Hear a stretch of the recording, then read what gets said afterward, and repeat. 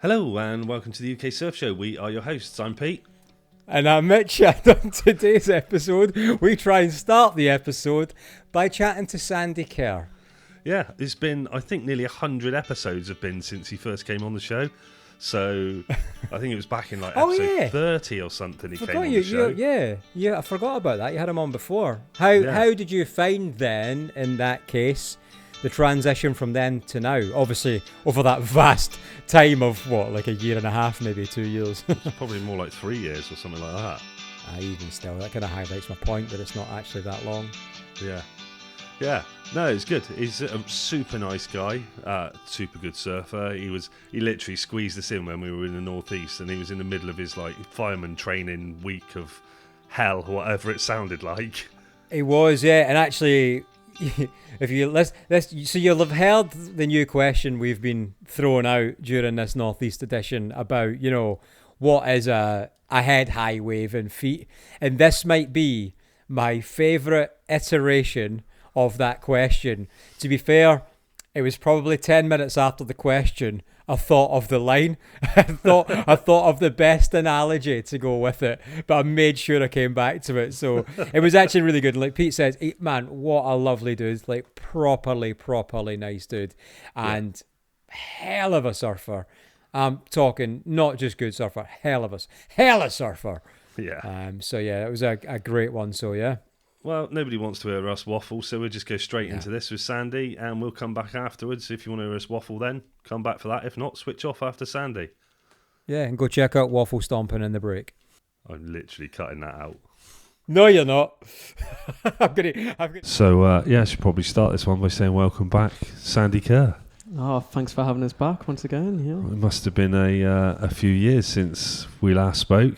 Yeah, I'm trying to put a finger on it. I think it was probably about 3 years ago, right in the middle of lockdown. Yeah. I think we'd done it over Zoom, if you remember them days. Yeah, no, it would have been Zencaster. Zencaster. Yeah. Do you know what? I can only imagine how difficult that must have been for you and how stressful it must have been for Pete, because I try and when we do the intros and outros, we do it over Zoom just so we can see each other, but we record separate. Yeah. Honestly, try to get Pete just to click a link and then everything's done on Zoom is the hardest thing ever. Seamless, wasn't it, when we did it? Absolutely seamless, yeah. I seem to recall. Once you came on board, I just gave up. I'll just let you do everything now. It seems to be true. It is pretty true. So, what's been happening? Not much. So, to fill you in on the last 3 years, probably just a lot of surfing. Yeah. A few big waves, few little waves, here, there and everywhere. Mainly in the northeast, Scotland, Ireland. I don't know. It's hard to say what I've been up to.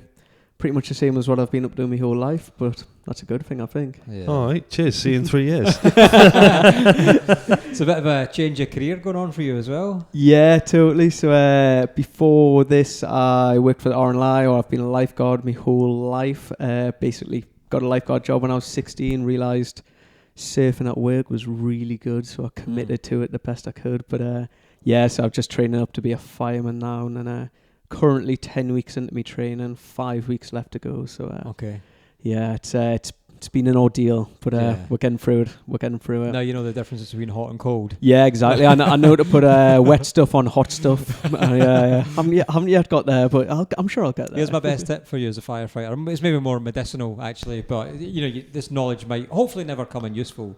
When you have a burn, the best thing to do to a burn is keep it wet, isn't it? I believe that's what they say. I hope so. The inside of a board bag. You think you put a board in there wet, 6 months later pull it out, it's still wet. So that's my best advice. And you just got Sandy dragging people out of board bags. Says, I got this. I've got this. Jump in there, yeah. Just dodge them board shorts that have been in there 3 years as well. For legal reasons, that may not be true. So curious actually then, career lifeguard. How hard or how long did it take, if it did, to be able to separate enjoying or like just watching when it's good surf and trying to be professional and not just mind surf? All right, so it's really hard. And I'll tell you what, if you work on a beach and there's 4 people working with you, say, and the surf is pumping, you're praying that them 3 other people don't surf. It's the hardest thing ever. When you're working a beach, waves are amazing. and everybody wants to surf. You can't surf at work, it's brilliant, but you got like rotate. Yeah. So you're like, you normally want to work with surfers because you got loads to talk about and there's loads of crack and that, but honestly, on a day with waves, you never get a chance to get in the water, man. Yeah. But yeah.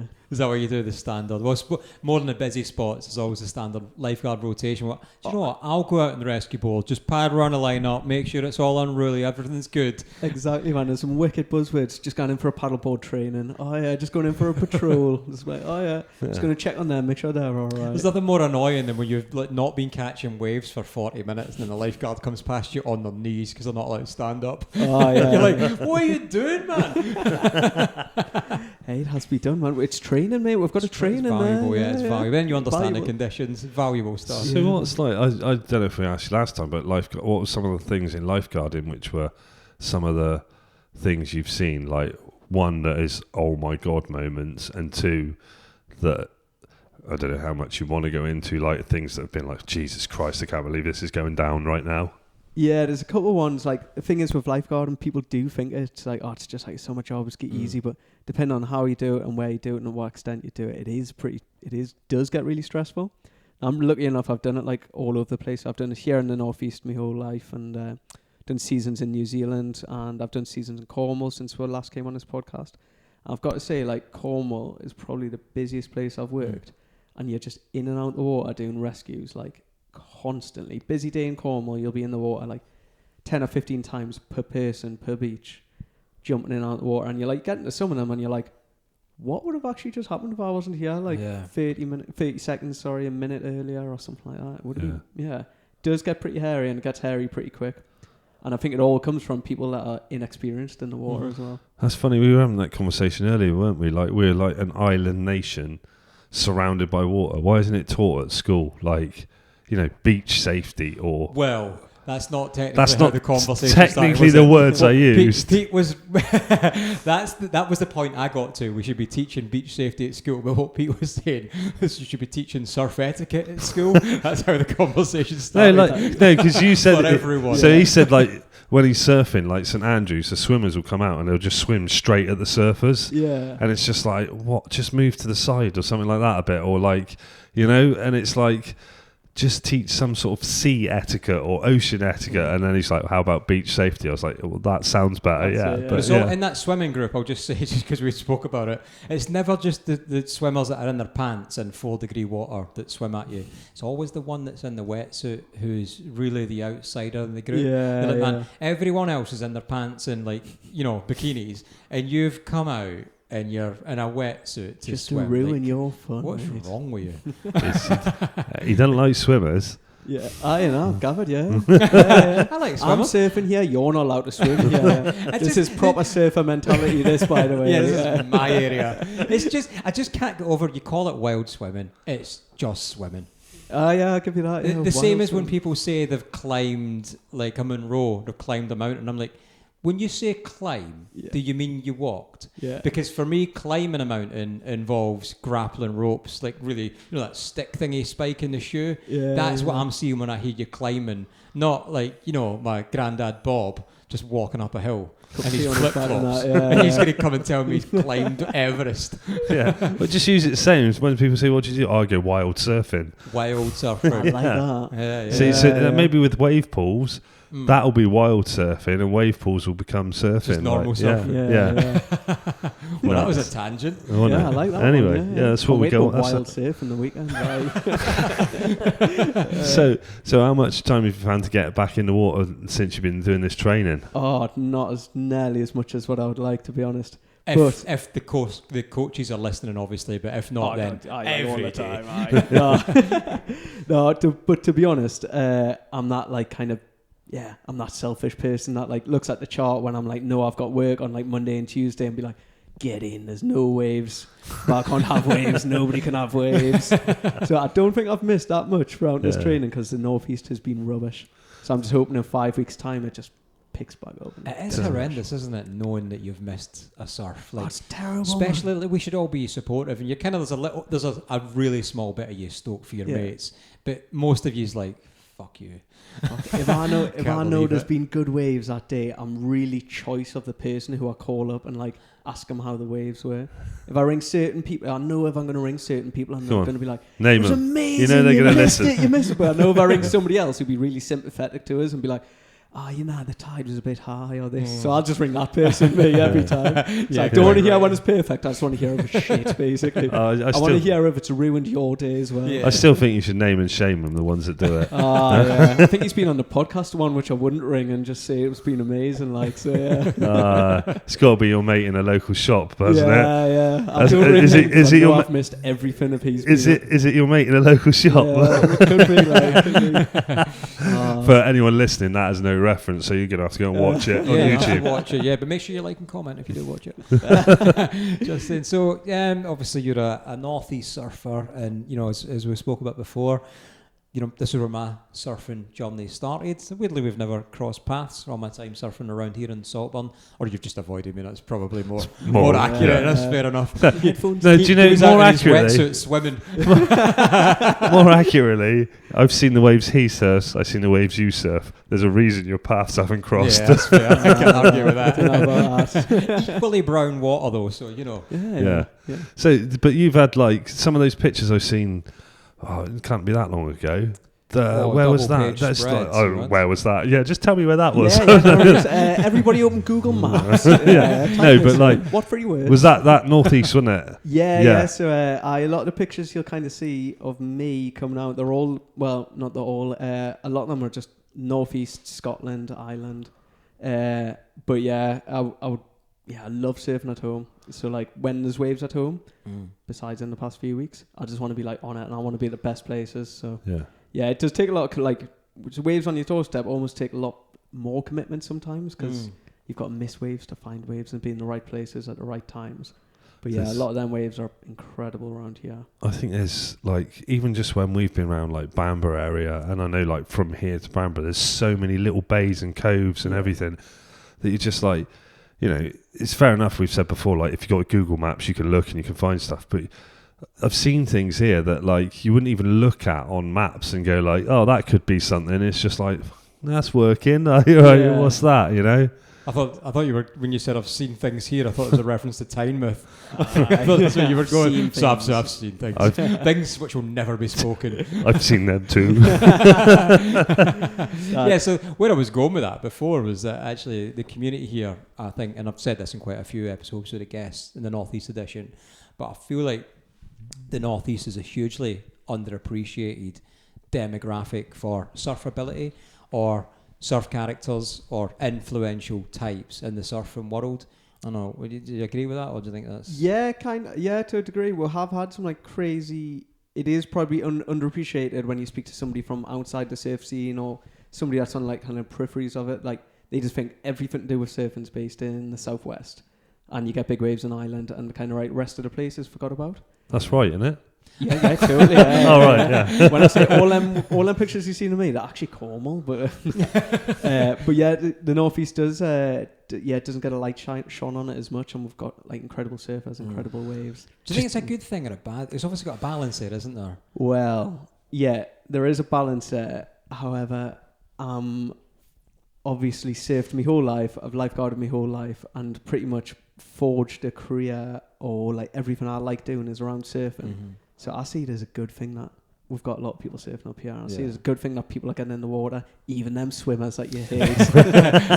But I just love seeing people in the water, and I know what you're trying to say. Where I could just be like, nah, I don't want anybody in the water up here. It's like all waves, but nah, like I like spreading the joy. I like spreading it, and you know what I mean? If you get like a surf school that's crazy busy, you'll have one person complaining about it, but then you'll have like 5 people that are giving surf lessons and like working in an industry that they want to work in. Yeah. So I'm like, why shouldn't we encourage all that? Yeah. You chatty in the lineup, or you head down focused? Depends. if I see one of you two in the line, no, I'm kidding. I'm chatty in the lineup. Yeah, I've paddled out the wrong places. This is shit. Yeah, totally. Nah, I'm chatty. I'll talk to everybody, mate. But yeah, it's like surfing in the northeast, like you're saying, it is pretty small in comparison to other places. So normally when you're surfing, you'll know everybody in the water. Yeah, man. fair. Yeah. Some of the places that you surf around here, man, it's like a Sunday social, man. It's crazy. You paddle out, and you'll know everybody in the water, and you've grew up with them all, and you're like, fuck. There's nobody else coming here, like. Yeah. Do you find yourself? Do you love just to surf on the main beach here, or will you always go find like some mental slab or? No, so if there's good waves, I'll always travel and go and surf somewhere else, basically.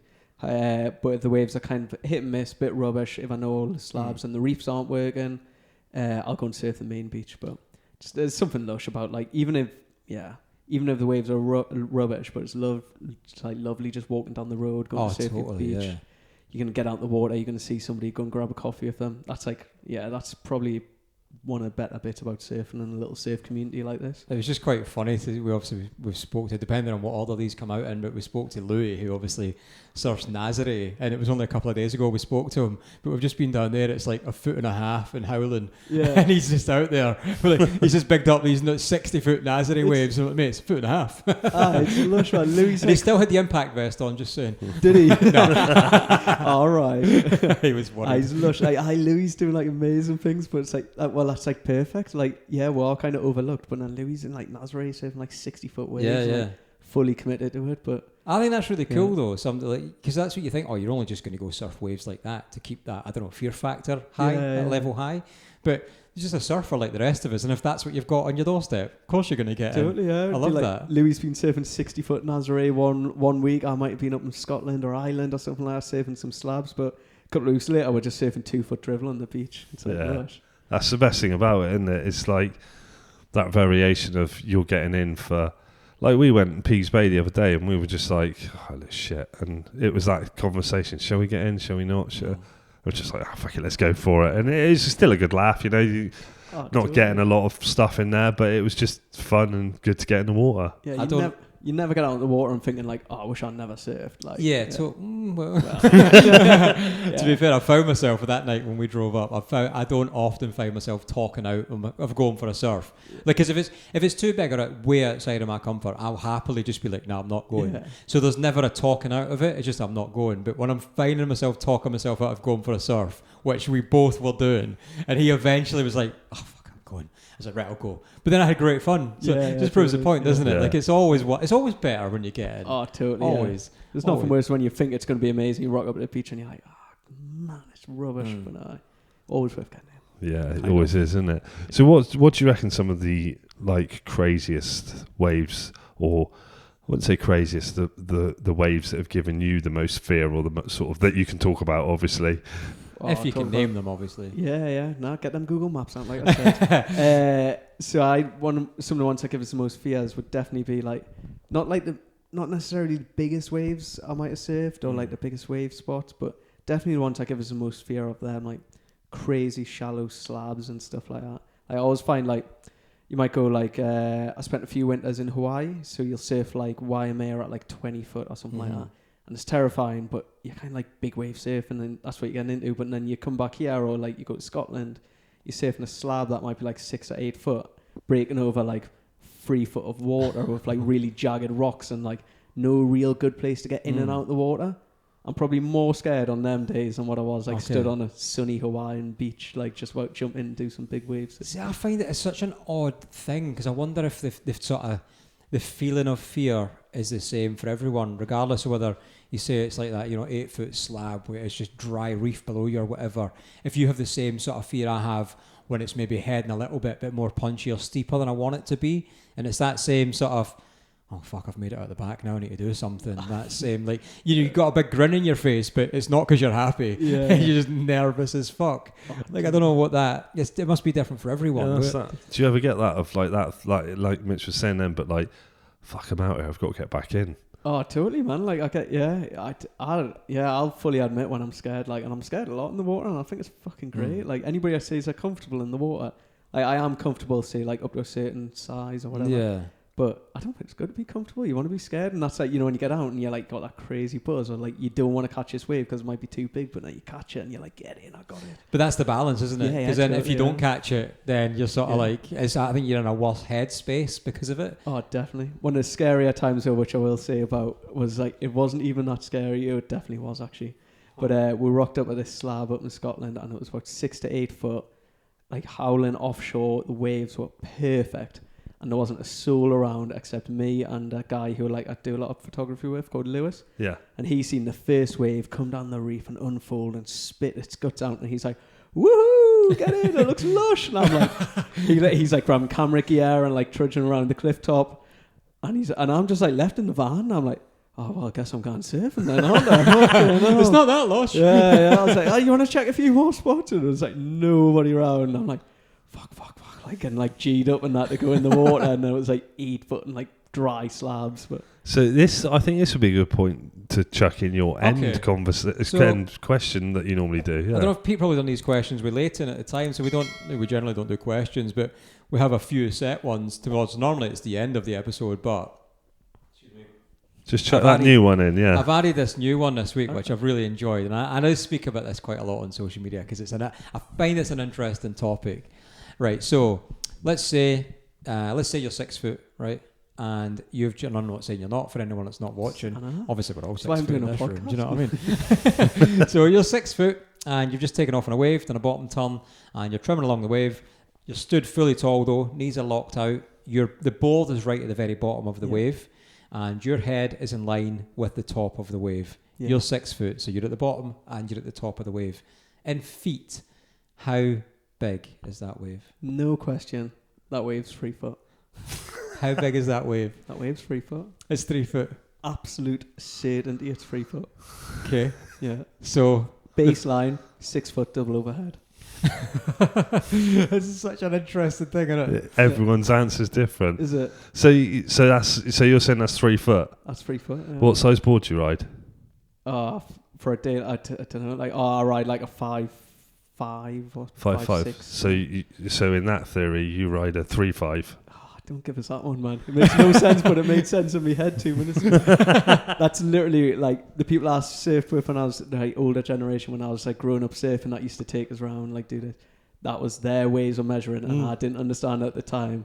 I'm older, and I'll say I'll understand it, but I definitely don't. It's just mad because it's like we've used a fake unit of measure, but it also happens to be a real unit of measure. Yeah. And I just don't understand the need to play it down, you know? I have like no if it's idea. And that's why I'll say head high or chest, because you can't argue with that. You can't argue with that, right? Or you can say whose head or whatever. Yeah. But when you we all know different friend groups what their 3 foot means. But it's like, come on, that's clearly head high. If it's at your head and it's there and you're 6 foot, the face is 6 foot. I will tend to say head high, double overhead more than what I'll put like a number on it, I reckon. But it's funny, isn't it? But there's just no need for it to be that. It's backwards. Weird, like, it is so weird. It must be like old, like Hawaiian scale measuring.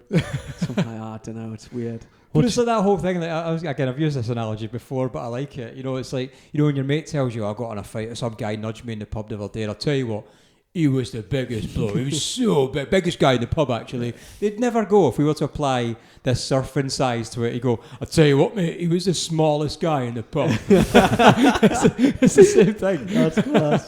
What a role. You are right. You're just like, right, you'll ring a mate and you'll say to your mate, how big was it? He's like, it was 6 foot.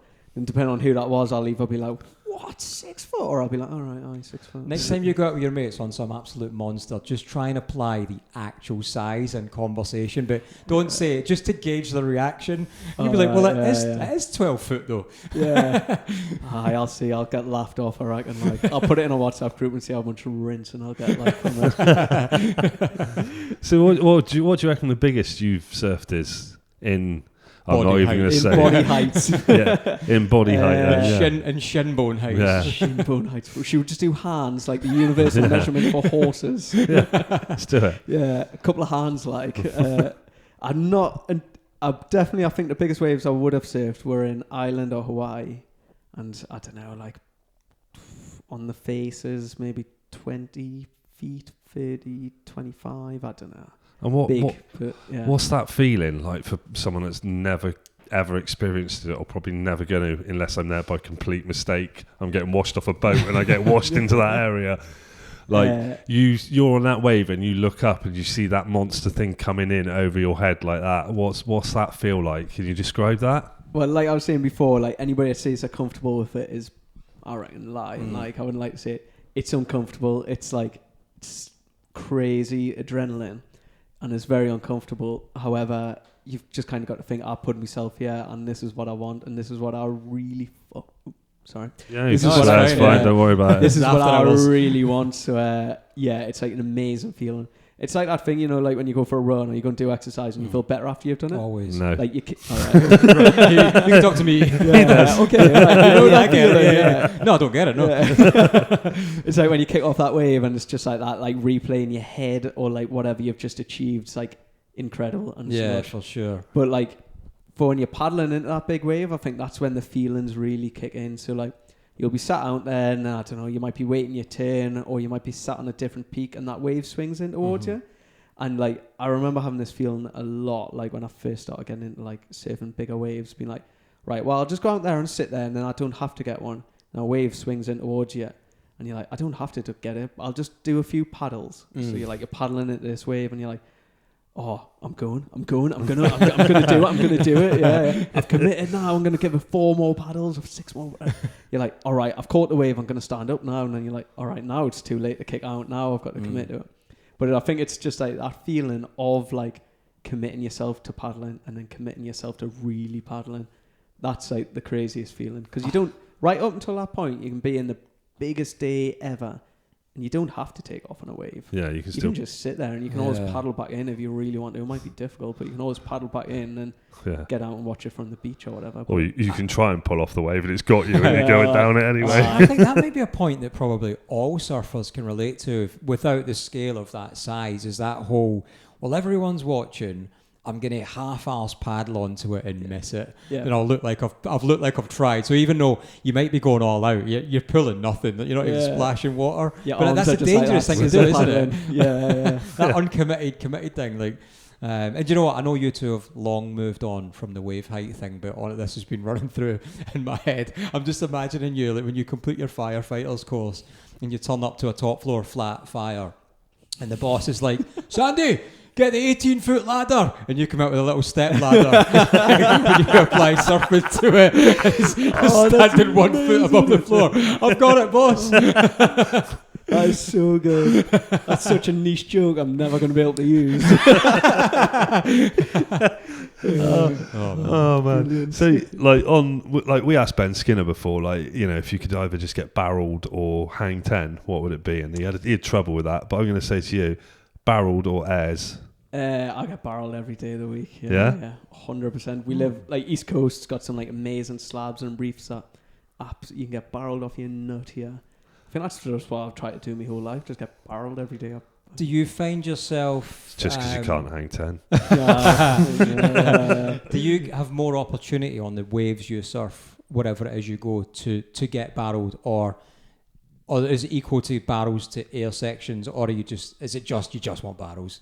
No, I'm by no means great at airs, and I think that is funny actually. Famously, I think not famously, but I have noticed like Northeast isn't very good at like aerial maneuvers, which is pretty mad. But we're all. I think your Instagram would disagree with that. Right. Thank you. Well, I'm not going to argue with that. Check it out. But I think so. Like, if I'm going traveling, if I'm going to go surfing, I'm going to go to travel to a wave or drive to a wave. Yeah. Where I'm going to get. If I had a choice, I'm like, right, I'm going an hour north or an hour south. North's really good for air, south's really good for barrels. I'm just going to drive to the barrels every time. Same as I'm booking like a trip somewhere, I'm not going to look for like the best air wave. I'm going to look for a wave which I can get barreled off me nut on. What's longest, deepest barrel? What would you say? Where's that been? Oh, just keep saying that. Name these places if you can. If it's on Surfline, you can name it. Breaking us down here. One day I'll just slip up. And He's going to come out here a different person. It's not going to be like that. Where's? Definitely on the East Coast, like at home, wherever, somewhere on the East Coast. I've definitely been the most barrel I've been in my life anywhere in the world here. But that's because we have got amazing barreling waves, and I'm probably just the most comfortable because I surf them waves every day. You know when you get really used to a wave and you know how far you can push it and you know which waves are going to look really good. Yeah. So if I'm like the few times which I was in Hawaii and I surfed pipe, you can get barrel off, you're not at pipe, but I'm not going to get the same opportunity there than what I've got on a wave which I've surfed since I was 15 or something. You know, I was gonna make myself more work and say where I think that is, but I think everyone in this room knows where that is. Yeah. Like, so I've never been barreled. So no problem admitting that. I would love to. I know you have. Oh, yeah. And have I accepted it's probably not going to happen? I don't think I'm ready to make that call yet. And I feel like for me, if I'm going to get barreled, it's more going to be because I'm just riding along, doing nothing, and a barrel happens to appear behind me. In fact, the closest I've ever been to getting barreled, our good mate Seba, is an amazing surfer. We were surfing, can't name the spot, but super steep, super fast. And I'm bombing along on this right. He'd been on the wave in front, so he's paddling back out. And all I was doing was going right, like nothing, no pumping, nothing, hanging on for dear life. It was an absolute wall. And he's paddling back out, and we kind of make eye contact, and he's going, yeah, Mitch, like well overexcited. And I'm like, that's a bit more excitable than ever. And he's obviously then gone over the wave. I'm riding along, kick out, and he's like, yes, yes, yes. And I'm like, what? And he went, did you get barreled? And I was like, what?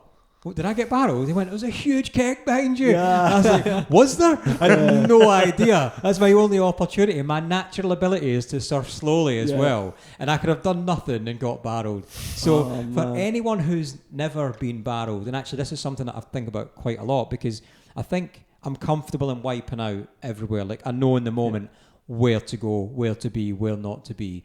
And I think it's reversed, as I understand it, in a barrel, because the worst thing to do is ditch in front of your board, because it's going to come at you in the wave. So how was a safe way to wipe out in a barrel? So somebody wants to, I don't know, it's definitely got to be true. So basically, the famous thing is safest place to be is in the barrel. So if they see this like wave like about bending towards you and you're just like horseshoeing around, you know you're going to get like crazy barreled. Loads of people just freak out and like straighten out or try and pull through the back. And then a lot of the time if you're surfing a wave that's going to barrel, it's going to be a heavy wave. Mm-hmm. So if you try and pull through the back, chances are that wave's going to be pretty heavy and it's going to pull you back over. Okay. If you're thinking about being barreled, and back to that like commitment thing which I was talking about paddling, if you see it lining up in front of you, you're almost committing to it and then you bottle out last minute, like you don't commit to it, you're just going to get lipped in your head, or you're going to straighten out into however big the white water is behind you. So if you just like try and shoot through the barrel, even if you fall off, what you're doing, you're going to fall off anyway. You're going to fall off if you kick through the back. You're going to fall off if you're going to straighten out. You might as well fall off and get like a wicked vision. Yeah, and, I think that's the best way of explaining it. You're coming off whichever way you go for it. You may as well just try it. Do anything with your best intention, you're going to fall off a lot. I always wonder what that when it closes out on a surfer deep in a barrel, like, and you've not had time to kick out. Yeah, like, is that because there's so much water moving? Is it a super violent closeout on you or not? Like I say, it's not as bad. Like the worst. So it's like, like if you fall off a skateboard or something like that, and you kind of know you're going to fall and kind of brace yourself a little bit or do whatever, that's all right. But like probably the worst white bounce I've had, I know like you never know a white bounce coming, but the worst ones I've had have been like, well, I've just done stupid stuff and I haven't seen it coming. Yeah. Like like nose diving halfway down, like I'm like dropping into a wave, I'm looking along the line, I'm thinking like, right, I'm going to like bottom turn, come off stall and get barrel, I'm going to come up and hit the lip. But when I've fallen off, like just dropping into a wave or like just doing stupid things, they're the worst wipeouts. When you don't see them coming and you put yourself in a stupid situation. But if you know you're going to get closed down on in a barrel, you know it's coming. So it's like kind of... I know. My barrel was about this big and I was fully crouched down like that. Yeah. You come out giving it big ones as well. No, I did like... Part of me honestly didn't even realise properly that, and my mate looked at Voto afterwards, he's like, I got barreled, look, and I was like, yeah, that's me, mate. He's like, fuck. And now I've never let him live it down, and I mention it on here all the time.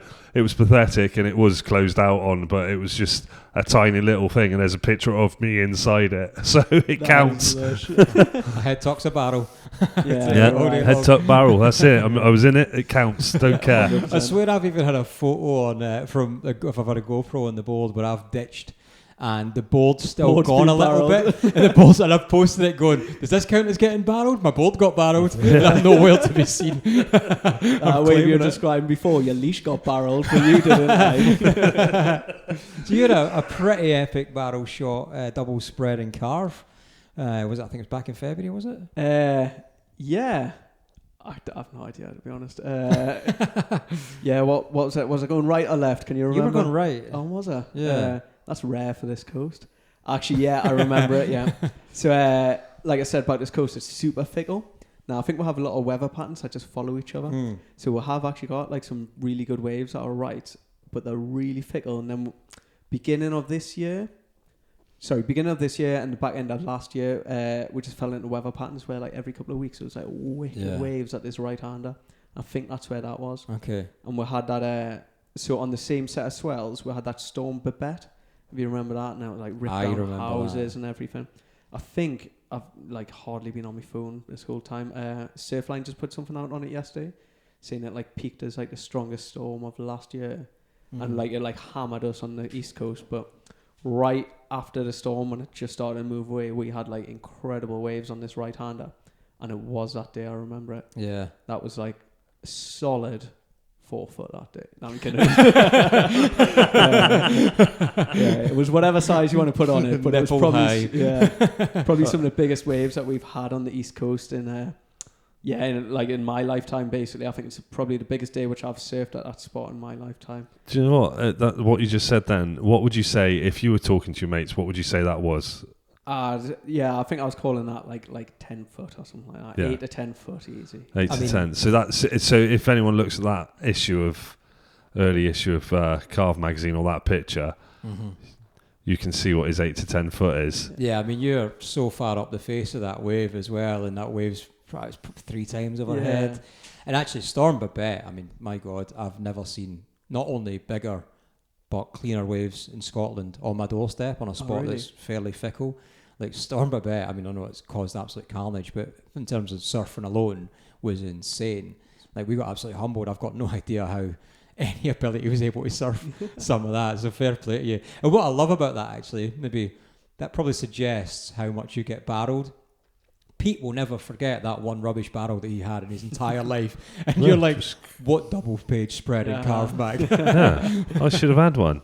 What? I should have had one on a grainy phone photo that's like awful, but Send I should. it to Carve. I might You might do use Send actually. it in. Yeah, I will. Yeah, if Steve England's listening, let's get real surfers and Get it highlighted. stop going for performance. Yeah. More head dips, please. Yeah, yeah. I'm going to start my new one, Mediocre magazine. It's just like just average surfers in there. So what else have you been up to?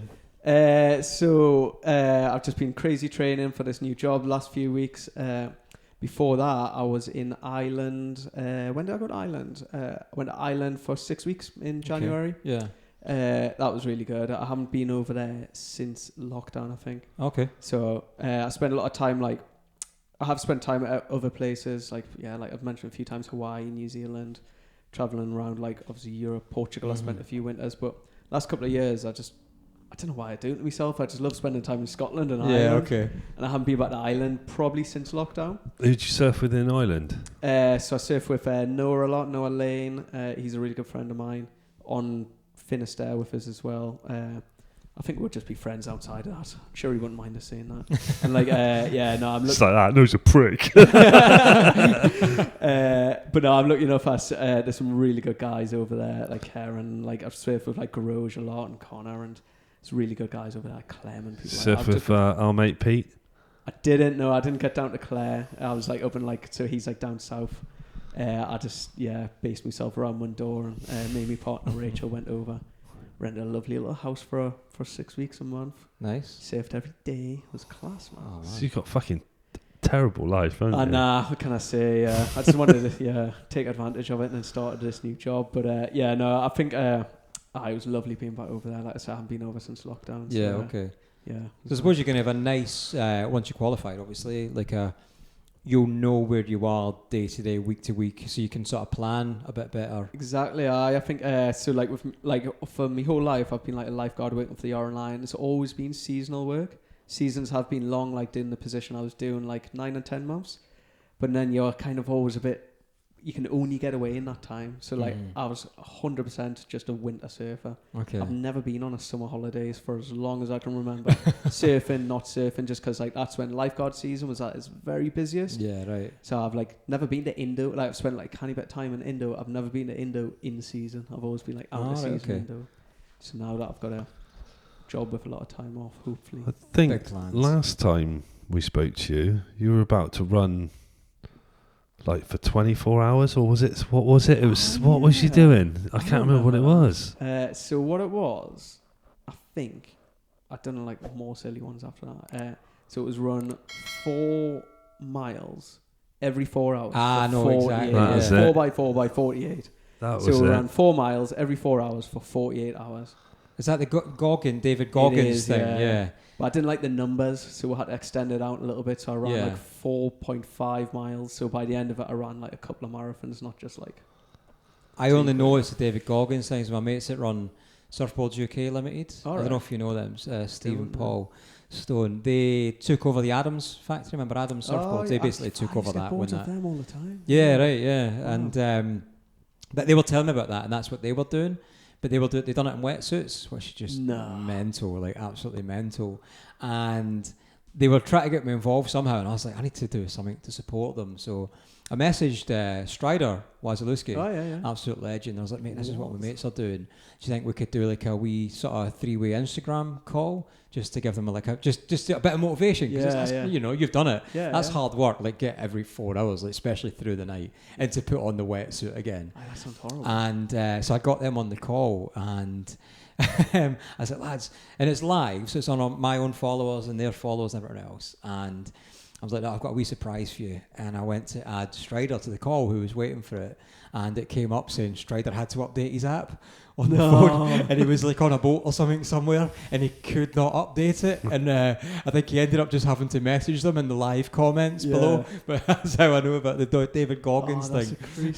I'd love Strider for a bit of inspiration. That'd be love. He's a legend. What's the other ones you've done then since then? So I've done one beginning of last year for the same charity. We always do it for this charity like TVLB, which is like a coastal rescue charity. Yeah. All volunteers, non-profit or anything like that. So like we do raise a bit of money for them, do great stuff. We live on a coast and they're a coastal rescue charity. Why not? So we ran 1K on the 1st of January, 2K on the 2nd, 3K on the 3rd, right the way up to obviously 31K. So it worked out as... What date did that go to? What one? 31. Yeah, so by the end you're doing 31K. So but it's not that. It's that like by the end you go, I'm doing 31K, but the day before you've done 30. Yeah. And the day before that, I think it was just shy of 500K in a month. Blisters? Yeah, 300 miles. Yeah. Blisters. Oh yeah. Horrendous feet afterwards. Yeah. Never again sort of thing. Not the worst part, but the best part of it was like I didn't do it in order. I'll give you that. So like the day which I knew I had like a lot of time, I would do the 31K that day, and then like whatever. But then there was like an absolute banging swell right in the middle of it. Oh. So like I was like down the coast, meet my friend like Chris McLean, like really good lad. So met up with him and like shot for a day. So like surf for like 4 hours in the freezing cold in January. Then he's like, all right, yeah, I'm gonna head off, me. Like I'm not, and I'm like, oh yeah, sweet. Gonna go and do 20K now, but it's for charity now, so I've got to.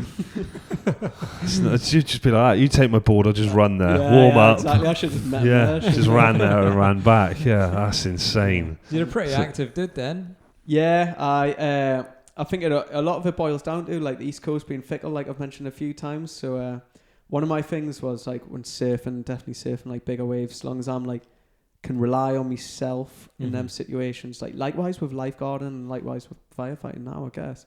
I just never want to be in a position where I'm like having to question me training or question me body or question anything like that. So when there's no waves, I'll be training, and if there's waves, I'll probably train as well. But I don't know, it's just brilliant for your head, man. Definitely, and it's quite nice to hear actually, because there's so many super credible surfers out there who just don't train at all. They just have a natural ability, but a natural ability only gets you so far. Like, and then obviously we're talking competition stuff now. If you want to really progress and be on a stage with these, you know, European surfers, men, women, and so on and so forth, the training is probably the point of difference, you know, because anybody can improve, especially in performance that relies on a technical ability. I think it's really unspoken how important that is. It's nice to hear that some people take it seriously. Absolutely, yeah. Like, I'm by no means the greatest gifted surfer in the UK or anything, but then, like, I just feel like if I'm surfing alongside them on big days, small days, whatever I want to do, like, I just don't want to, like, I don't want to be gassed, like, paddling out. Yeah, I don't want to, sure, like, don't want to be, like, on the inside with, like, a 20-footer about to land on my head, or 8-footer, however you want to gauge it. I don't care. Step ladder. Yeah, step ladder. I just don't want to be on the inside thinking, like, oh no, like, I've not got this. I just want to always feel like, all right, I've got this, because I know I've, like, got this in my body. I know I can take it. But yeah. So I was going to say, like, because what you just said a minute ago, I know you've done a podcast recently on mental health stuff. What's surfing do for your mental health? Yeah, it does absolute wonders for my mental health. So I have spoke about this a lot, and I spoke about a lot on that podcast. So for me, I went through a lot. I had, like, a double suicide in my family, so, like, mental health was a really massive factor on that. And, like, understanding what kind of these things which I do enjoy doing actually has a reflect on, like, my outlook and how I feel that day. So, like, I would have, like, a terrible day. I would jump in the water, and I'll be like, right, that was, like, an absolute get out the water. I wouldn't want to surf, like what I was just talking about before. Might be a rubbish day. Jump in the water and get out and be like, that was, like, an absolute unwind. I was, like, out my comfort zone. Like, I was totally, like, separate from everything that was happening on the shore. I'm in the water, totally detached, focused on doing what I'm doing. Get out just gives you, like, a new breath of life, a new lease of life. Yeah.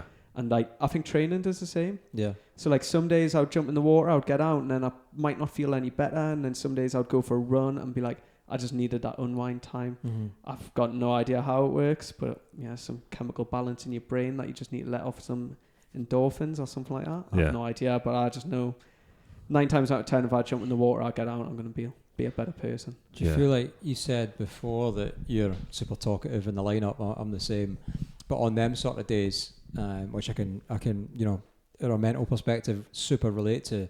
You feel like for you, the other days that you don't want to talk to anyone. It's like, just fuck off, leave me alone. This is my time that I need. Absolutely. However, I don't think I'm that exact person. I feel like I don't want to speak to anybody, or I don't want to, like, I just want to get in the water and get my head down and surf. But if I get in the water and I start doing that, and then one of my mates paddles out, and then I'm just a bit of a shit day, like, whatever. He's like, oh, how am I? We'll catch a few waves and all that. No, and I'll get chatting to him now. I'll just feel better after that. Yeah. I feel like I would have that mentality of, like, I just shut up and leave us alone, but I just don't think I'm like, I just think I like cracking on with people. Yeah. The reason I say that, I think I've mentioned this quite a bit anyway, so I don't mind mentioning it, but the day my mum died, I went with cancer. I went straight for a surf, and I remember one of my mates was in the car park, and then I kind of just ignored them because I didn't want to speak to anyone, that was probably the first time I'd been like that in the water. Normally I'm just super talkative and want to have a laugh, but also want to surf.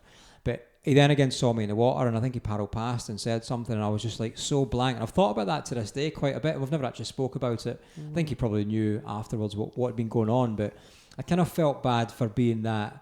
Like, he's done nothing wrong, and he doesn't know what's going on in my head at the same time. But it's a bit of a, I don't know what I'm trying to say there, but I did feel bad for being like that, but at the same time, I needed that. I didn't need to be speaking to anyone. So it's just, I think the point is that what surfing can give us all is so individual, and no one else has to get it, but we get it. Absolutely, yeah. You can't explain it, can you? It's like, it sounds cliche, but you jump in the ocean and it washes all your anxieties, all your stress, and everything just gets washed away. It fucking does, like. It totally works like that for me, anyway. Yeah, only thing it doesn't wash is your wetsuit. Right, yeah. Do you know what? Around here. The only thing, stinking of piss. the only thing I took from that is when you're both going through a bad time, Sandy's the guy I want to be around because he's still going to be nice to me. Yeah. Well, does that mean you're saying I'm nice to you when I'm not needing a surf? Yeah, that's it. I'll take that. You don't know what I was talking about in the water. I could just be like, oh, this wave looks lush. Oh, I'm really sad. You best give us this one. It would really please me if you took off on this 20-footer. I think that is a very British UK sort of thing of, like, I think some people don't understand how we use humour and stuff like that to move through these sort of, like, really hard times, and, like, the humour in surfing when you're surfing with your mates, and like the other day we were fucking laughing at something, like it was pathetic. I can't remember what it was, but it was like ages. We were just pissed. It was the one when we've said it on this already, but like he went through a wave in front of me, and it came. And he knew it was going to get me because of the position I was in, and the noise I made when it hit me in the face. We were just fucking laughing for like it was like a squeal. It was like a pig squeal noise. It was like a wah. But it was like, and we were just fucking laughing for I don't know minutes about it, and to the point we were like, what the fuck were we laughing at? And it's just that humour and just laughing through and like making the jokes, which I always make jokes, and people like me, I make them feel really fucking uncomfortable about stuff, and like I'm not going to do it on here because it's really, even when I think about it myself, it's bad. But like the humour we use for stuff, and like the surfing and the humour, but like all that mixed together, I think it gels together really well, because a lot of like surfers we've met, and anytime they've gone through hard times, it's always been a mixture of surfing and humour that seems to have got them through as well. Yeah, absolutely. I think it's like does relate to the people, because you know what I mean, you surf with people every day, you get really close to them, you do a few trips with them, you get really close to them, and then you're having a rubbish day and you go surfing and you see them in the water, you're like, I've been through loads of this bloke, he'll get it. He'll get the crack, he'll rinse us anyway. You know, Geet's sad and that, he'll just call us a dick. And Geet sad. That's proper.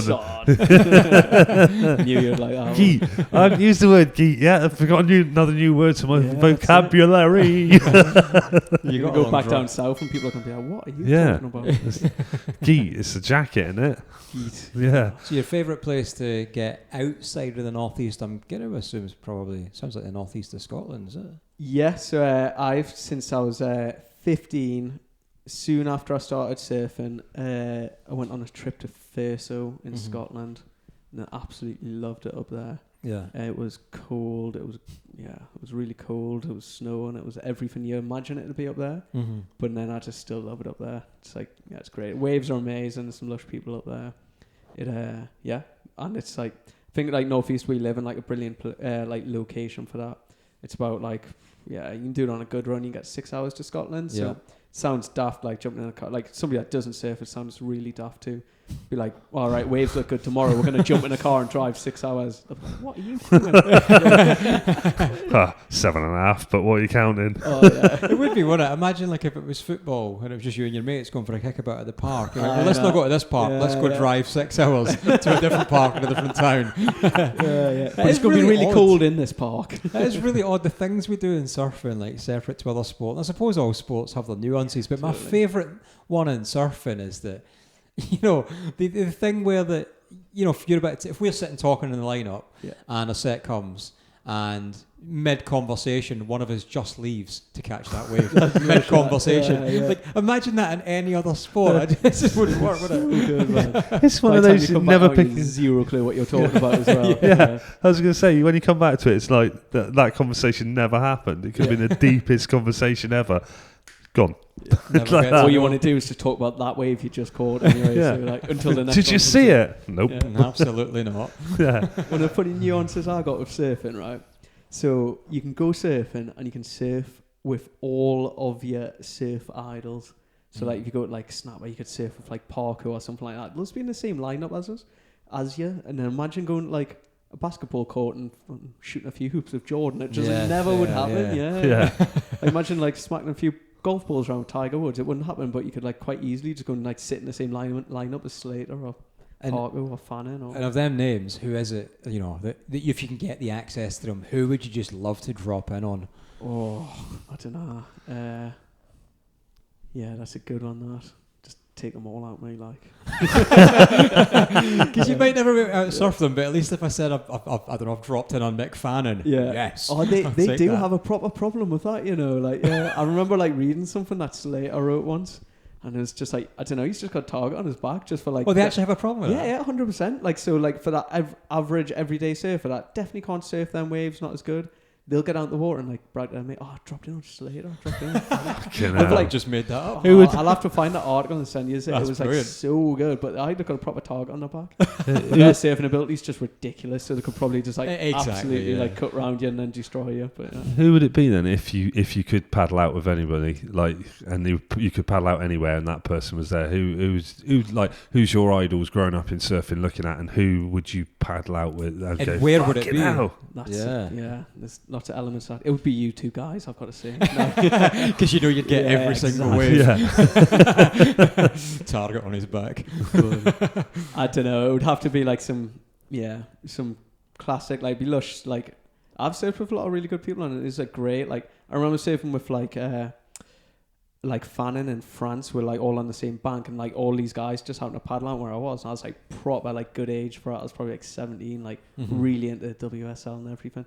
And I remember watching them and thinking like they just surf so fast. That was like my biggest takeaway from them. I was like paddling out, watching down the line. I think it was like Travis Logie or somebody at the time. And then he was just like on us before I knew it. I was like, wow, that was like impressive. But it's effortless fast, isn't it? It's not pumping. It's, like It's just crazy. rail Yeah, surfing, yeah. and they get it. Nah, it's lush. Yeah, I don't know who that would be. Yeah. Is that been your most like starstruck moment in the water as well? When it's been like, or have you ever been like in the water and gone? Because I can ask you, because you surf waves like that, like proper surfers. That's what I'm gonna say. Like, and like you ever paddled out, or someone's paddled out next to you, gone all right, and you've been like, oh fuck. Fuck, that's Mitch. Yeah. I've definitely had it a few times when somebody's paddled out and I've looked over and been, oh fuck. But, That's Mitch. Yeah, I don't know. I think it's just I don't know. I've done it a lot where I've surfed with like very good people and probably like the better surfed with like Slater a fair few times in France and places like that. Then when you spend like a few winters in Hawaii, like I've mentioned a few times, I think I spent like 3 winters in Hawaii. You literally like it goes out the window pretty soon. Like I remember like when I first got there, I paddled out like I think it was like Oki Surf and Sunset. It was just like a proper like old school legend. You're like, wow, surfed with Oki at Sunset. And that afternoon you might surf like Rockies with like Medina, and then you're like just surf with Medina, and then like walking around the shops. I remember being in Foodland, like I was like queued up behind Dane Reynolds at the checkout, and I'm like, I think I've just seen like every surfer ever in a day here. So yeah. So at first, when so you said it wears off pretty quick, but at first, when you were in the lineup and you saw these people, did you feel pressured to surf better? You don't want to fall off in front of you don't want to fall off in front of anybody, but you definitely don't want to like you definitely don't want to trip over your leash, or like you know when you get your leash just between your toe. You definitely don't want that to happen in front of Oki. Like, did that happen? It sounds like you're talking from experience. Probably like it always happens when you don't want it to happen. So I guess so. Well, you know when you wipe out and you think you're coming up, and you cover your face so you don't get a board in the face. But the board's not actually coming, so the leash wraps around your fingers and like pulls tight like that, and you nearly dislocate your finger. Remember in Nuki when I did that? Oh yeah, yeah. Nearly severed my fingers with a leash. That was a fun time. Wouldn't want to do anything like that in front of anybody. Yeah, or tell anyone about it. That's for sure. That, but I'm glad that came back up. I'm sure I'll find the reason to get that. I do stupid things all the time. Even going to surf the 7 bore and put my fin on backwards, and just not. Yeah. Mitch is like, you're riding it like that. I was like, oh fuck! First person to do a helicopter takeoff at the bore, though, I'd say. Yeah. Could have been. You'd have been facing the wrong way. Yeah, well, yeah. But still. That's it. But yeah, I mean, like, it's a difference of what you just said with surfers, of you going, oh yeah, you definitely don't want to fall off in front, or you're definitely not going to fall off in front of them. To have that option, like, I'm not going to fall off. But just to be that confident in the water, I'm not going to fall off. You're actually obviously super comfortable in your own ability. Like you probably know, well, it sounds like you really know your comfort level. You know where you probably should be and everything else. And it's probably relevant to ask you, because this has came up again quite a bit recently. And something I speak about a lot. Like I have a lot of trouble with my pop-up. Starts off as a physical issue, but I now know it's more psychological, and I'm trying to break the muscle memory without going into it, because the listeners have heard it 1,000 times before. But for somebody like yourself that surfs at your ability, can you relate, when you hear people talk about, I'm struggling with a pop-up, can you relate to, well, they have a problem, or you're just like, it's just a fucking pop-up, what's the problem? Bit of both, like, yeah. Especially when you say it's like, all right, you can practice on land. I understand you can practice on land all you want. You get in the water and like, you add a few more elements, you add a bit of wind, you add a bit of waves, you add this and that. everything goes out the window. It's like you're cognitive thinking, and you're just like, all right, yeah, you can do it in principle, or you can write it down and do it. But once you start adding like many factors to it, everything gets more complicated. Because I always find it funny when people say, yeah, but if it's because you've got slipped discs and you don't have the movement in your back, if you're going down a steep face, then the board's already facing down, so your foot doesn't have to go as far. I'm like, yeah, but my board is vertical. How do you practice that on the land? Tip your bed on its side. It'd be like walking down your stairs in the house, but not standing on the bits you normally stand on. It'd be like stepping on the vertical slats. You know what I mean? That's not possible. But yeah, no, it's funny when you say stuff like that. Like, it is like, I can relate to it, but then on the other hand, I do just think, it's a fucking pop up, man. Get on with it. I know, yeah. And I think the same. I'm just like, come on, one day. Do you ever have those things like a lot of people have? They'll go out, they want to surf, and they'll go, right, today I want to work on this, I want to work on that, or whatever. And to the days where you just go out and just fuck it, I'm just surfing. Do you those different mindsets and things that happen? Yeah, absolutely. Like, I used to do like a couple of competitions when I was a kid. When I was a kid, I wasn't a kid. I was definitely 18, 19. But then, so I'd go out and be like, right, I'm going to practice doing this turn on this section. But then that's just exactly why I stopped doing competitions. I just don't want to do that. I just want to go out and have fun and do what I want to do. That's fair. Do you have that same thing? Like when you go out and surf and you're thinking about something, trying to work on something, you have a shit session? Yeah, 100%, yeah. Or I'll do like, what tends to happen, like, just say I'll go out and like, right, I'll do like first wave, I'll like do a little air or something like that. I was like, right, I'm going to do like like I'm going to rotate more on this one, do this on the next wave. Then like that wave will just never come again. I'll never get the same opportunity twice or something like that. I like Logan's outlook on it, Logan Nichols' outlook. I think he's spent a lot of time with Mike, maybe looking at the more psychological element of it. And so when he turns up to the beach, he'll look at what the conditions are able to offer him. Right. So rather than turning up being, well, today I'm going to work on an air reverse on a wave that's never given you an air reverse. Yeah. So he'll set his expectations based on the conditions, which I think is quite a nice approach. And to even be thinking that deep, whereas I'm still in the house getting packed. I'm like, right, today I'm going to work on this. I don't even know I can do that. That's an unrealistic expectation to start off with. But the psychological element's huge, isn't it? I think you can be defeated before you even get in. Oh, absolutely. Like that preconceived idea of how conditions are, that's probably a massive factor in surfing. Yeah. Like you're saying, like he'll turn up to the beach and look at the conditions and be like, right, I'm going to base my surf around what's going on here. Yeah. But I think like, especially like when you're chasing good swells and good storms and like you're eyeballing the forecast for a week in advance and thinking it's going to be pumping and it's not quite where you want it to be. The tide hasn't dropped as much. Then preconceived ideas, I think, do ruin surfs like massively. Yeah, for sure. And what would you give advice-wise to someone who's just at the start of their surfing journey? Oh, I would fully say surfing at the start's got a really fast learning curve. So it's like something like swimming is the same. Like, you'll get on a surfboard, you'll get a foamy or a pop out or something like that. And then you'll progress off that really fast, but then it does kind of like slow down and it does get harder. But it gets more rewarding all at the same time. Yeah. So like you'll like go out on a foamy like 5 times and you'll be like mastered foamies. Then you'll be like mini miles. You'll be like, oh, this is a bit harder. Like and then it might take you 10 times on a mini mile. Then like you'll step down on something a little bit smaller, or if you want to go a little bit bigger. But then each like little increment step, it does get harder and more time commitment. But it is really rewarding.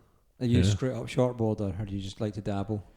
I do shortboard, yeah, but definitely in the last few years, probably the last maybe 6 or 7 years, I don't know. I hate the idea of like having to rip. You know what I mean? Like, fair. Yeah. So like, I don't know. Like I'd like take a twin fin. Like I surf like, I think in the past few years I've got less thrusters in me quivering, a lot more twin fins and quads, and just looking for something different. And I'm not like I hate that like term conventional surfboard or conventional shortboard. Because there's absolutely fucking nout conventional about surfing in general. Oh, totally. So, like, what? It's very true, actually. Yeah. I like the idea of being able to rip so I can have the idea of being able to not have to rip. That's my goal. You like go in and try and do an off the top and you can't do it. You're like, I'm just going to go and surf a twin fin and go really fast. I was watching that thing earlier. I showed you that it was like Slater's 10 best waves of all time that they'd put in thing. He was trying to show me while I was driving here. Yeah, well, he wouldn't look. He's just rude. But there's one he does a fucking massive 360. The board comes off his feet. He grabs it and somehow lands in the white water and he's back up on it before he's out of the white water. He's there just was like- one as well where he wiped out, or he slipped off his board In in the a barrel, barrel. and so you see it, he's completely separated from his board.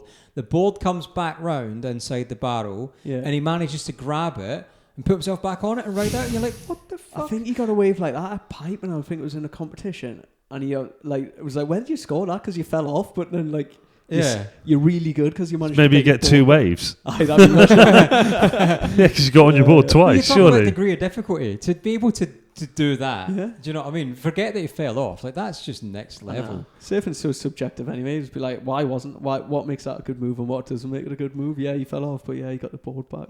It's something Yeah, funny it's that nuts, who was it from Porthcawl Surf School? Hugh? From Porthcawl Surf School was talking about it, and he's like, I enjoy watching competition surfing. I'll be watching it, and then I'll see a manoeuvre, and I'll be like, that's a 7 all day long. The judges come up and they go 3. He's like, I'm fucking switching this off. I was definitely a 7. And it's so subjective, isn't it? It's crazy. Yeah, I lush watching like a pipe masters or like a really good contest, and especially after you've had like a beer or two or anything like that. You just, I don't know, this is probably how footy fans feel, and they're like, nah, offside, nah, it wasn't, man. It's like, no way was that a 7. And I mean, I think we asked you the question last time of what's your best wave and what's your worst wipeout. They changed, or they still? I'll give you a couple of different ones. So If you can remember them. if I can remember them, yeah. It's been so many.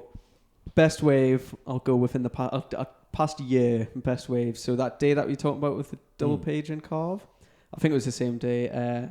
Massive day. Storm Babette. Nobody was paddling out. Me and my good friend Danny paddled out. He was on like a 9.6 or something. That was crazy. It was huge. Got one wave, got a feel for it. Second wave, just got absolutely barreled off me nut. What were you riding? I think I was on like maybe like a 6'8", 7 footer or something like that. So pretty big, beefy board. And then, oh well, Big yeah, board. for me. Yeah. That's why I'm doing a podcast. Nobody knows how short I am, really. Yeah, this is filmed. We're going to keep them on. No. So I'm on them size charts behind us. So yeah, that was a really good day.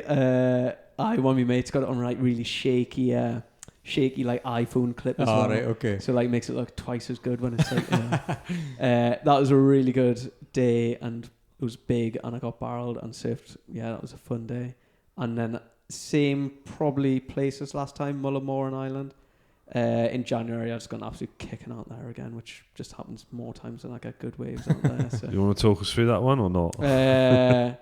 Yeah, can do. So as much as You give that face of, No. I don't like to remember them, but I fucking will if you've asked me. I was just trying to think how it started as well. So I think it was pretty much the same as like another day which I've had out there. So I got a wave, and my wave wasn't that good. Basically, I kicked off like halfway down because, I just picked a bad wave and whatever. And then the wave behind it was an absolute screamer, and I was just on the inside on like this inside bowl, and it was like a, however big you want to call it, wave. Just to like it was. So I didn't wipe out on my wave. It was like the wave immediately after. Yeah. And somebody was just like in the barrel on it as well. I'm like, oh sweet, I'm gonna get an absolute like 10, 15 footer on the head and mess up somebody's 10 or 15 foot barrel here. I'm actually quite happy he fell off before he got to me, but yeah, I just got absolutely destroyed and pulled down really deep, and then Super violent. pull off the vest, which Oh, I did believe you? you had a Yeah. shot of. Oh, the Did other it day, did it go off? It went off. Yeah, I guess Louis literally. didn't pack it. Yeah. I don't go parachuting with him. Whatever you That's do. exactly what I said to him as well. Unless you've not listened to that episode, if it's been out yet, that's got no reference, but it will. Oh, you'll have to listen to it now. And another question we like to ask. So a fireman has a 10-foot ladder. How big is that ladder in feet? I don't even know. If any of my instructors are watching, it's 10 foot and it weighs this much and it's got this many rungs on it. That's a pass. Yeah. So you said you go up to Scotland quite a bit. There'll be a new stopping spot for you, I guess, soon when you're driving up that way. Oh, yeah. Won't there? There's Yeah, somewhere to there's- go. We had yeah. dedicated air section, first in the world, I believe. Dedicated air section. I'll look at the conditions and think, oh, I wouldn't mind getting barreled on that air section. So I'll set myself up wrong. Yeah, I obviously we had a little bit of crack before this. It sounds mad, that place. I honestly thought it was just going to be like obviously a really good wave pool. Yeah. But it turns out it's going to be so much more. Oh, yeah. Yeah, it's like a mad location for us as well. It's like right on the main road. Mm-hmm. So like any time we drive to Scotland or any time we drive to Fairfield, it's like going to be right there. Do you feel like that's somebody of your ability? Actually, I've not had a chance to ask someone else this. That's not to say that because everyone else is a shit surfer, which is what it sounds like. Just insulted the whole of the northeast. Everyone. No, but so if you're going to go up and surf really technical waves, potentially that's somewhere to go refine some of the things you're thinking of working on. Yeah, absolutely. Yeah. It's like anything like that where you can just, I don't know, the concept of it's crazy. Like you can just like get the same wave after wave after wave. It's like crazy. So it can only be good if you want to improve on. Well, just I would say an aspect of your surfing, but if you just want to improve at all on your surfing. Yeah, you've not surfed a wave pool before, I've have you? never surfed a wave pool. No, That'll be interesting, actually. Yeah. To you should. yeah, definitely when you're getting up there.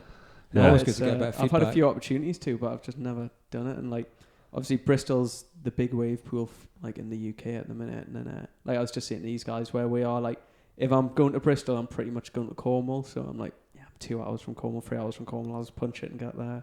Or you're just leaving Cornwall and you've got a massive drive in front of you, so you can't really be. The drive back's always so much worse. So on terrible. the way when you're going to somewhere surfing, you've got that thing to look forward to. Exactly. Not to say that coming home's obviously not something to look forward to, Yeah. but it's like I'm off to go surf Peak Face. I would do anything to not go home. Just go and see my dog. Well, Sandy, man, it's been an absolute pleasure. I've lost the ability to speak. This is actually the last episode we're recording, and it's funny because Not ever.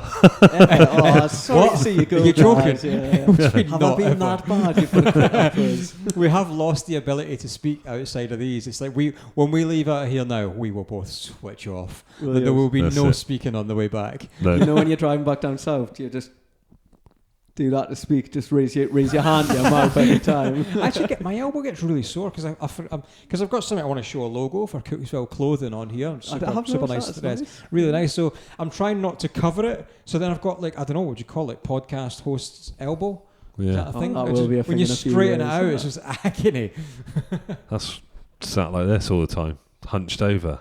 Like a T-Rex. Like a T-Rex. I told you the other day, if you're ever sad, just imagine a T-Rex trying to wipe its ass. Wow. Well, there you go. Let's end it on that, shall we? Well, before we do it, to tell people where they can find you if they want to check you out. And support. Yeah, so I'm on Instagram pretty much never at the minute. Yeah, Instagram and me handle. That's what you call it. Handle. Yeah, nice. No, I am honestly on Instagram a fair bit. Too much sometimes. But yeah, Sandy Kerr with a little underscore at the end. And you like to just get random DMs of like fire engine emojis and stuff. Yeah, that's what people want to do. Yeah. It's my new life from now on, apparently. But yeah, I'm on there, and then yeah, if you're ever in the northeast, you'll probably see us here, there, and everywhere. Or Scotland or Ireland, I might bump into you. We're going past you. Woo, woo, woo. Yeah, that's it. Yeah. Or just hit 999. I'll be there in 7 minutes. Or less. Or less. Yeah. All right then. Cheers. Thank you for having us once again. See you in 3 years. Well, cheers for that, Sandy. And listen, if you were at a three floor up, third floor fire, and you turned up with a step ladder, because that's what the chief asked you to get, an 18-foot ladder, and you bring the step ladder. Come on. Yeah. Oh no, that was But I mean, like you said, like an amazing surfer. You know, like he's had pictures. You'd probably seen him all over Instagram. He's been in surf magazines. He's like loads of stuff, and like surfing waves where he looks like an ant on the wave because the wave's that big above him, and you know, just absolutely incredible. And like that thing you said about like fear, you know, like not really. It's like, yeah, not really. Doesn't really get afraid of it or anything like that. I don't know. Yeah.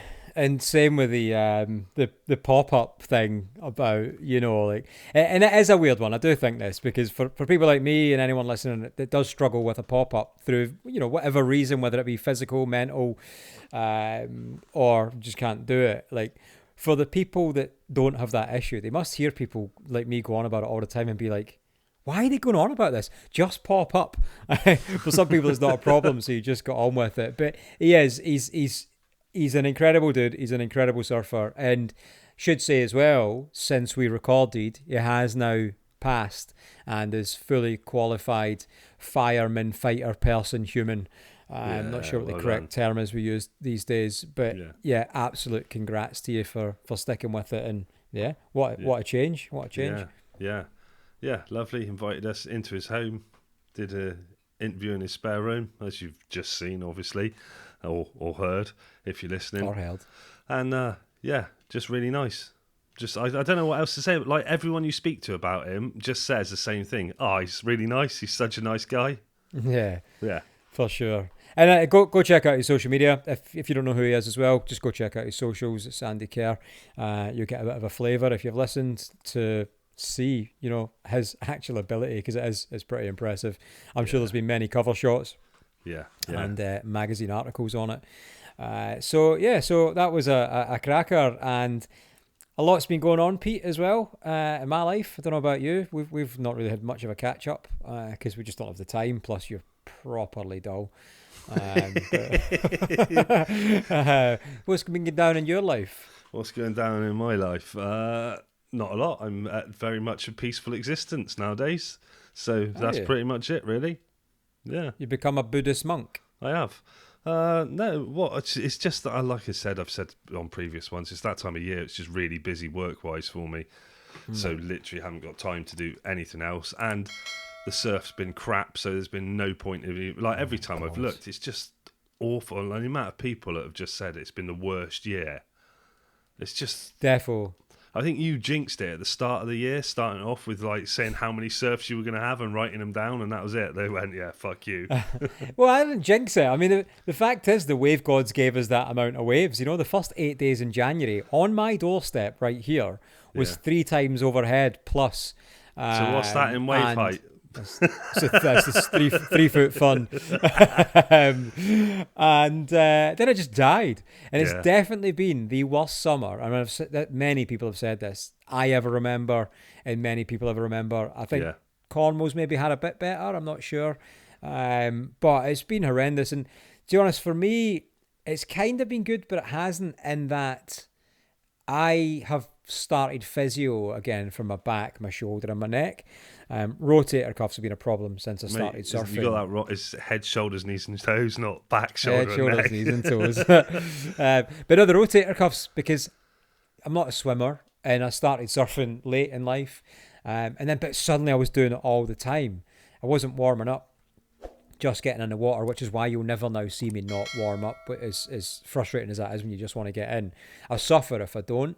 And then I dropped off of old Biscuit Arms, Adrenaline Athlete, Alan's strength and conditioning program. And it was when I was doing that, like, I just felt so much better. My back was stronger, my shoulders weren't hurting. And I dropped off of that with life. And it's just started hurting a lot. I started his program again. I thought, I'm going to go see physio. I just need to go and get it done. And I started physio, and the guy was like, look, I don't want you doing any surfing. I don't want you doing any training. Just, you need time to heal. And this is specifically for my shoulder. So for 6 weeks, I've not been doing Alan's program. I've been doing physio, and the physio has made everything worse. Everything. Right? So now I'm less fit because I'm not doing Alan's program, and more sore. And I'm like, come on. So Alan, I didn't realize this, but was 10 years a rehab coach.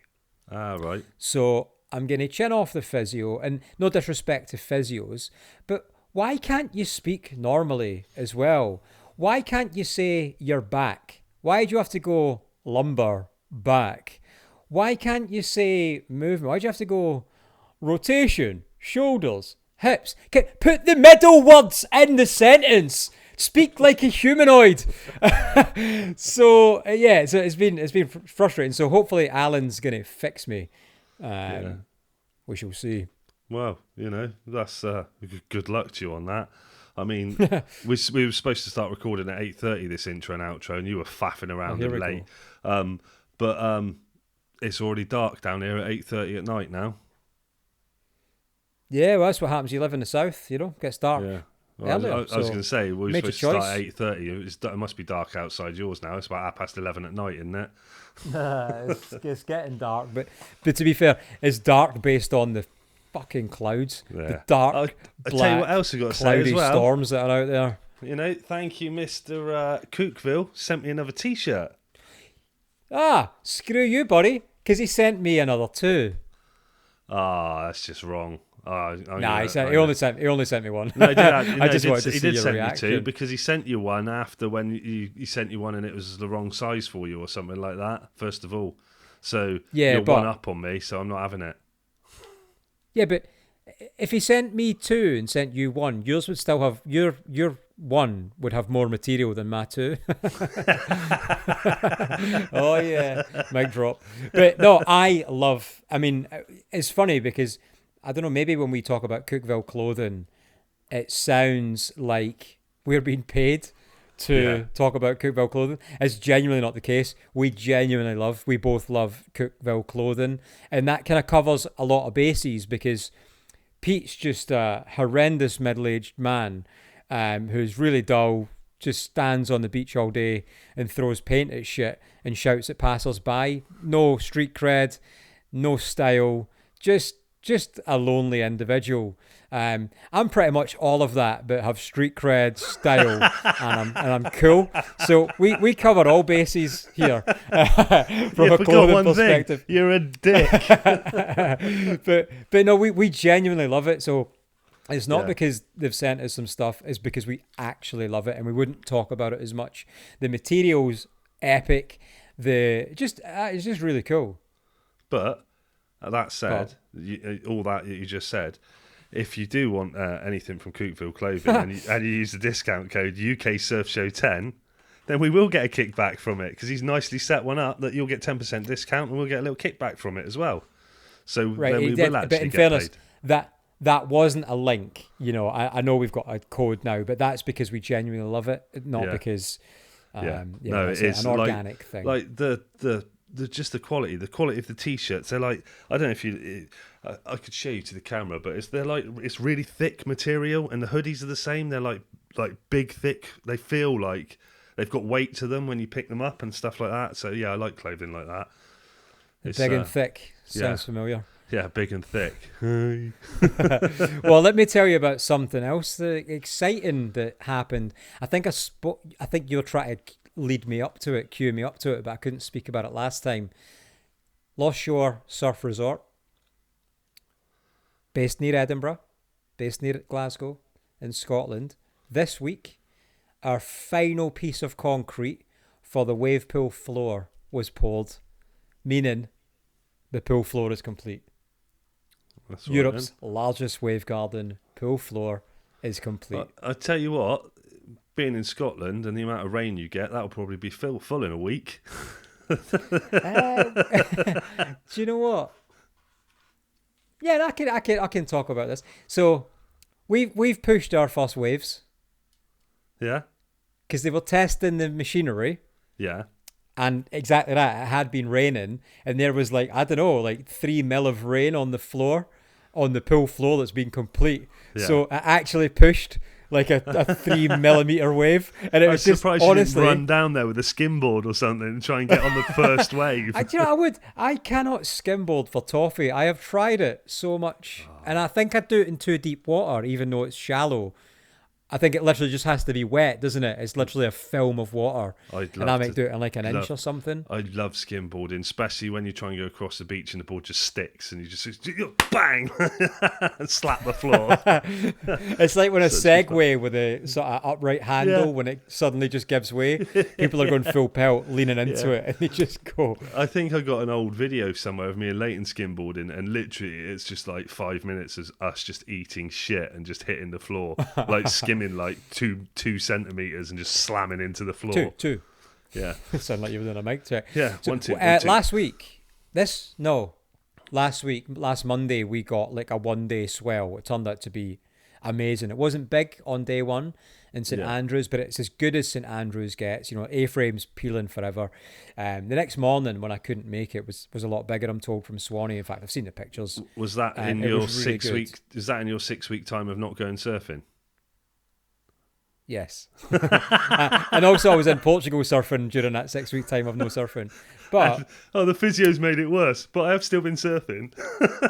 I've said before about, you know, our listeners just like approaching us in car parks and, you know, beaches and random places. Toilets. Even I was at a Banksy gig. It's not my thing, but it was a work thing must have been last summer with Lost Shore, and when we walked in, you have to hand your phones in. Yeah. And it was me and our chief operating officer, a guy called Ian Williams, absolute legend of a man. We walked in, and literally we handed our phones across into these little secure pouches. And the guy behind the desk, random as, just went, "Oh, you're Mitch. Talk to me about the surfing this weekend, because I've been looking at forecasts and I don't quite get it." But so I love when people come up.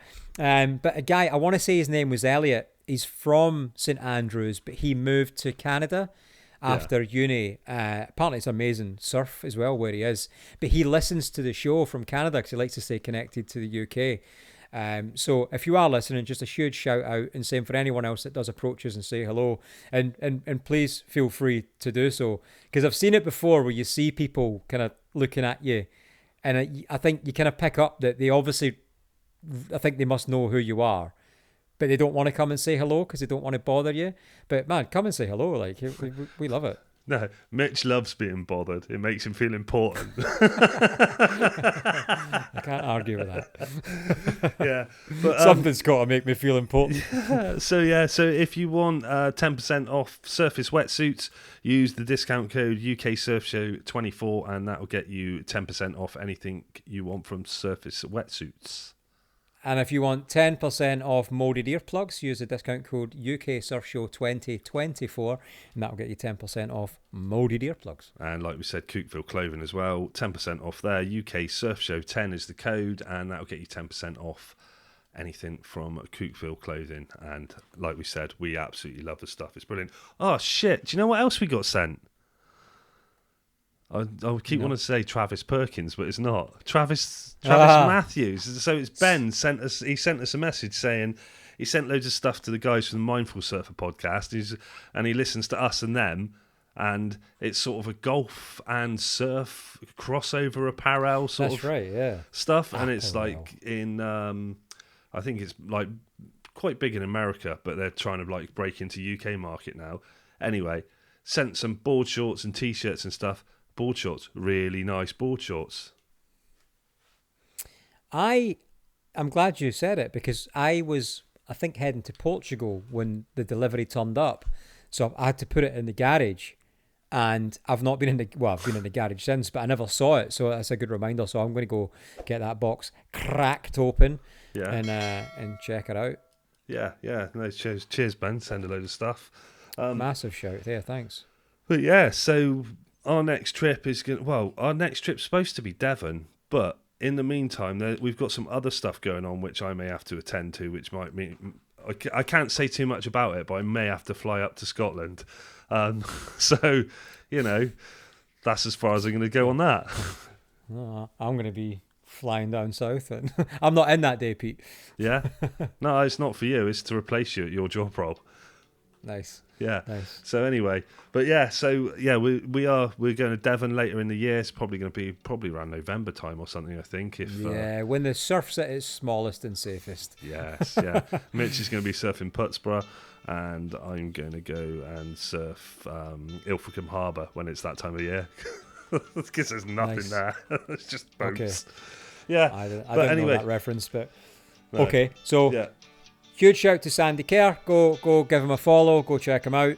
I am selling my VW T6, most unique camper van in the UK. 2 windows in the roof, 196 starlights, fully off-grid, solar, everything you could possibly want. I probably need to sell it soon because I may have put down a deposit on the new van already. So hit me up. All right, guys. Cheers for listening, and we'll see you later.